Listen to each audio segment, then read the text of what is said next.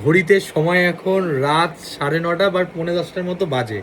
তো এখন শ্রাবণীর বাড়িতে জাস্ট শ্রাবণীকে ছাড়তেছি, মানে প্রতিদিনের আর কি একটা ডিউটি নয়, ছাড়তে আসি, নাহলে ও চলে আসে অটো করে।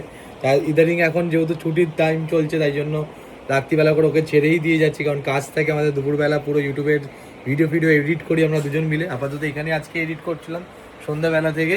তো এখন বিষয়টা হচ্ছে, মানে আমি লাইফে কোনোদিনও চিকেনের গিলে মেটে কোনোদিন খাইনি। এটা মেটে খাই, বাট গিলে কোনোদিনও খাই না। বাট আমি জানি না, বহু মানুষ আছে যারা চিকেনের গিলে মেটে শুধু কেনে প্রায় 1 কিলো 1.5 কিলো। তো আমি তোমাদেরকে দেখাচ্ছি, যারা দেখো আমি তোমাদের দেখাচ্ছি দুজন মহিলা, ঠিক আছে? এই এদিকে আলু কাটছে একজন, ঠিক আছে, আর এই যে একজন এদিকে রান্না করছে এখন টমেটো। তো দিয়ে দে, ওটা গলে যাবে, ওটা দিয়ে দে, গলে যাবে, কিচ্ছু করতে হবে না। এই সরা সরা হাত সরা।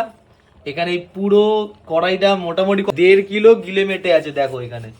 তুমি মাংস পছন্দ করো না গিলে মেটে? লজ্জায় বলছে না, বলবে তো। সবই ভালো লাগে। না না না, গিলে মেটে না মাংস, এটা বলতে হবে একটা। মানে গিলে মেটেই পছন্দ করে, ঠিক আছে, এই কারণে বলছে না, নাহলে বলেই দিত মাংসের বিষয়। তাহলে তুই শ্রাবণী মাংস না গিলে মেটে? মাছ না, তুই বল কি খেতে পছন্দ করিস? গিলে মেটে।